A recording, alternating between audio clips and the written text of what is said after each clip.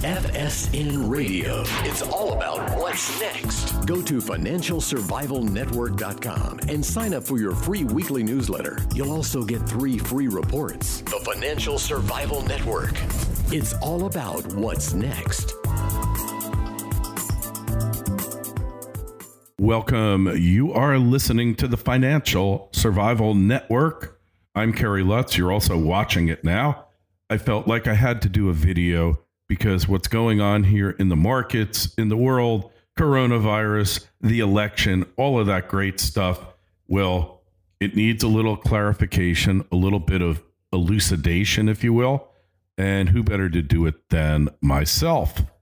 Well, first, let's talk about the election.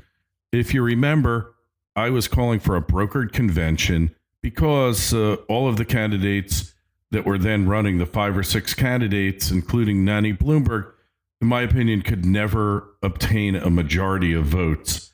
And as a result, it was going to go down to a brokered convention. Well, instead, they went to Plan B, which was get Buttigieg and Klobuchar to quit, keep Warren in the race, at least till Super Tuesday, and then watch Biden win. And nobody thought Biden had it in him. He doesn't have it in him. They had to carry him over the finish line. So now we're left with Bernie against Biden. Bernie's balloon has been popped. He's just not going anywhere. Nothing is happening with him. Socialism has been defeated. Now you have to look at Bernie also. This is not a winner, because a winner, someone like Donald Trump, would look at his opponent, Biden, and say, you're totally corrupt. You are a corrupt person. You've enriched your family through your office. You are completely, utterly corrupt. Burisma. He'd go into all of this, whether he's a Democrat or a Republican.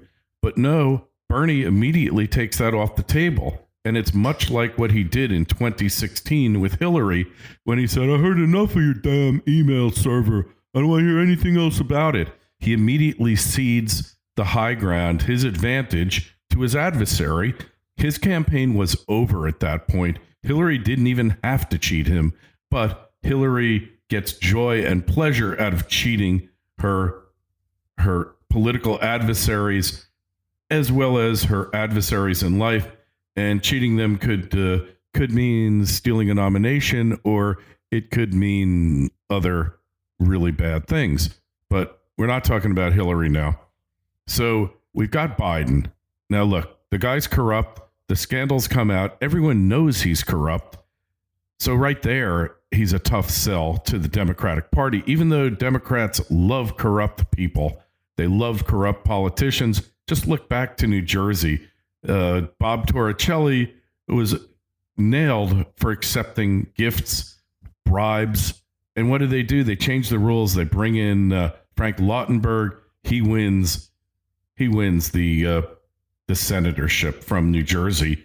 This is a case. Then they've got Menendez. This guy is totally corrupt, allegedly doing Epstein-like behaviors. He's being paid off by a guy he's passing laws, regulations for, a doctor, and all of these things. And what do they do in New Jersey? They reelect him. Only point being, corruption is never a barrier to getting elected if you're a Democrat. In fact, it might make you more qualified. Not to say the Republicans aren't corrupt. They're just as corrupt in their own sick way. I don't approve of them as well. I'm just saying that corruption is more of a way of life, and it's way more acceptable on the left than on the right. Usually when Republicans get caught doing stealing money, doing corrupt things, they're forced to resign. Democrats, if they can get reelected, even though they've been accused of all these bad things, they'll keep them in. So from that standpoint, Biden, it's not enough to get rid of him just because he's corrupt. And he's documented corrupt over 30 years. Schweitzer just came out with a book and really totally nails Joe Biden. His brother has made money. He's being investigated for fraud. We all know about Burisma and Hunter, tens of millions of dollars, billions of dollars from the Chinese. And basically Biden is for sale. He'll never address those allegations, you notice. He always say, well, it's unproven. It's unfounded. You're just stupid.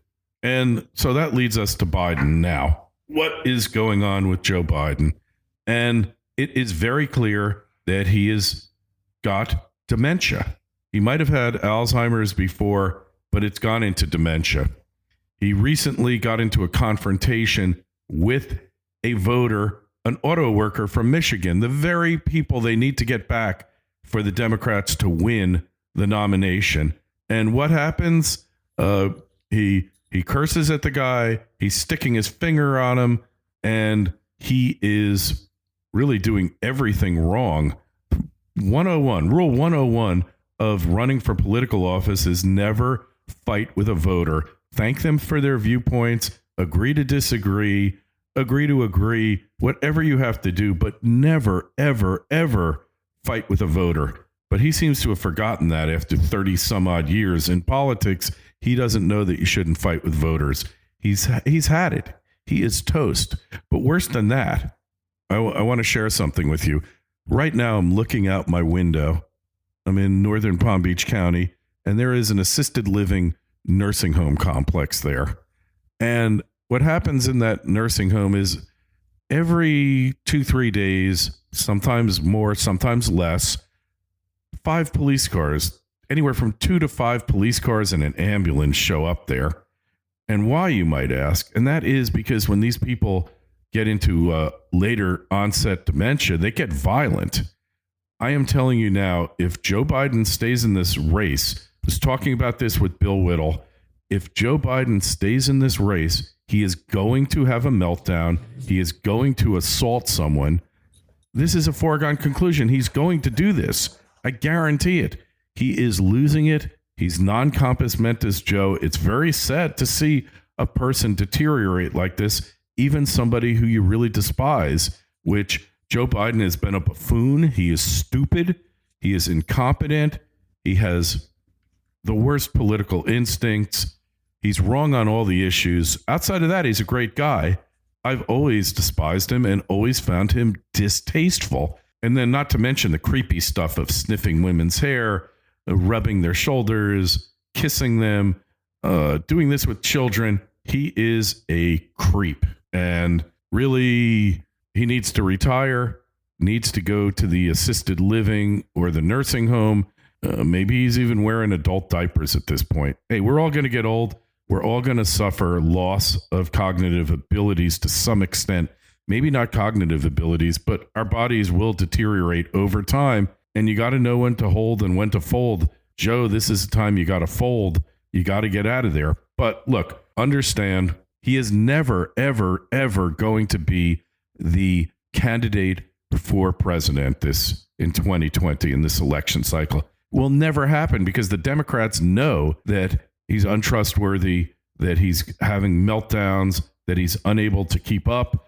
And right now, all they want to do is use him to beat Bernie Sanders. FSN Radio. It's all about what's next. Silver One Resources is an exploration and development company backed by strategic investors Eric Sprott and SSR Mining. At Silver One's Candelaria Mine project in Nevada, there is already a historic resource estimated at 127 million ounces of silver, which Silver One is developing and advancing. The company's Phoenix Silver project, located within the Arizona Silver Belt, is an early-stage exploration project on which native silver vein fragments have been discovered near surface. One grab sample assayed an astounding 14,688 ounces per ton. Yes, that's right, ounces, not grams. Silver One has tremendous exploration potential, is extremely leveraged to the price of silver, and is cashed up and poised to increase shareholder value. Silver One trades in New York under the ticker SLVRF and in Toronto under the ticker SVE. To learn more, go to silverone.com. That's silverone.com. The Financial Survival Network. It's all about what's next. The reason they rallied the troops, got rid of 2 candidates, and kept Elizabeth Warren in there was because they knew that Bernie was gaining momentum and he had a chance of winning. So they couldn't allow that to happen because then we would have Bernie McGovern. So instead, what do? They get the candidates to quit. Those votes go to Joe. They endorse Joe. And then they keep Pocahontas in there till after Super Tuesday. They probably wanted her to stay longer. And she was running at the establishment's behest to vote split Bernie's votes. But she was so incompetent, so woke, such a bad caricature of Bernie that she blew it. But she was able to keep enough votes away from Bernie so that he couldn't win any of the crucial states. And then we hear there were 44 precincts in the Dallas, Texas area that never got counted. I wonder why. Could they have been Bernie precincts? When you see all this, you know. And then he lost Michigan in mini Super Tuesday.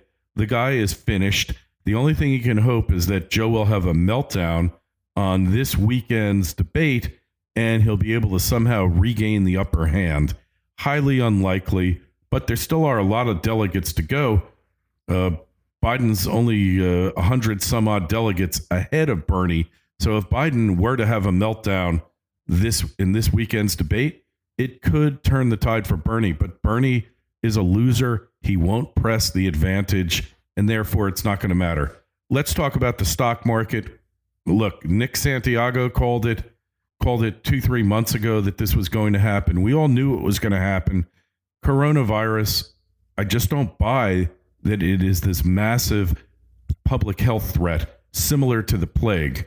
I think, look, if you've ever been in through a hurricane in Florida, they come on, and every hurricane that's ever going to hit Florida is a Cat 5 that's going to cause trillions of dollars of property damage and kill millions of people. And why do they do this? The reason they do it is because on the offhanded chance that they're wrong and that the hurricane isn't going to be anything major, they could say, well, it made a turn the last minute. It was all set to destroy the state and the southern Atlantic states. All right. If they discount the hurricane and they say it's nothing, and then it turns into a monster, which they can do, they can pick up steam almost instantaneously, and thousands of people get killed. Those meteorologists and those government officials are going to be held personally responsible for this. So they have to overpromise and underdeliver. Overpromise you catastrophic hurricanes, underdeliver. Last hurricane, I knew it was never going to hit Florida because it was stuck in Grand Bahama Island over Freeport and over that area, Marsh Island, which they were totally decimated there. As a result, very rarely will a hurricane make a straight line across the Caribbean and go into Florida. They're always going to drift further north and further east, which is exactly what that hurricane did. I had my bug out plan. I was going to go to Miami if it hit, because Miami, if it appeared it was going to hit, because it had already bypassed Miami. But this is the same thing with the coronavirus. It's not going to be too bad. The main reaction to it is panic. They want panic. It gives them more control, and understand that panic isn't so bad here. It makes you more reliant upon the government and makes you more likely to believe what they're telling you, even if they're lying. The fallout from all this is the economy, is the stock market, which has been totally decimated. It's even gotten to gold. I'm sure there's hedge funds that have failed due to redemptions. Redemptions got to be flying right and left. But once you figure all this out, you see that the coronavirus has already peaked in China. Very few new cases. It is a seasonal phenomena. In all likelihood, in the United States, it's going to peak in the next couple of weeks, right around the 1st of April. Once we spring ahead on the clocks, spring is imminent. You never hear of anybody getting a flu in late spring, in summer. It just is seldom ever happens unless you have a compromised immune system. I've heard so much about this, and I am absolutely convinced. In Florida, we've gone from 15 reported cases to about 30. In addition, when you look, the northern areas of the country have been much harder hit. Washington State, New York, Massachusetts, California, Northern California, Southern California, not so much. And in Florida, Texas, there's a few dozen cases. Could it spread? Could it pick up? Possibly. the other thing to understand is one of the main reasons why this flu, like coronavirus, hit all of these elderly Chinese men. They all smoke. The smoking rate in China is unbelievable. And that's something that severely compromises your immune system, especially your respiratory system, makes you very prone to pneumonia and to death. So here they're trying to say, well, obese people are very prone to getting it, but they've got secondary diseases. They could have asthma. When you're obese, asthma becomes a very real threat. And also diabetes and high blood pressure, all these things. So the fact is 1,000 odd cases, maybe we're up to 1,300. It's not doubling every day. Day before yesterday, on March 10th, there was just under 1,000 cases. Today, there's 1,300 to 1,400 cases that have been diagnosed. That is just not congruent with what they're telling us, that it should be doubling every single day till there's tens of thousands of cases out there. Don't see it. Sunlight is the best disinfectant. Have you ever heard that expression before? It's true for viruses. It's true for bacteria. It's true for germs. That's why you put stuff out, why you used to hang stuff on the clothesline to dry it, and the sun, the ultraviolet and the infrared rays would kill germs. And we seem to have forgotten that. So am I concerned? Yes. Is it a pandemic? Only in the minds of health officials. Most health people I talk to down here in Florida, not overly concerned. Concerned, yes, legitimate concern, especially if you're among the vulnerable portion of the population. The amount of damage that it's doing to the economy is a whole nother story. That is real, much more real than the threat of the disease. We see it because we see airplanes, cruises, we see public exhibitions, sporting events all being canceled. Maybe they'll cancel the Olympics. Who knows? What's going on in Japan? I'm not hearing about it being super widespread there either because they're super clean. China happens to be a filthy place. It's filthy in your public areas, your bathrooms, everywhere. You can't wash your hands fast enough there and enough times during the day. I'll just leave it at that. Just understand, market probably is going to bounce back. Money is being printed at a prodigious rate, poured into the markets, helicopter money for bankers, not for average Joes like you and I, but for the bankers. They're just pouring the money in. Just keep that in mind. Don't panic.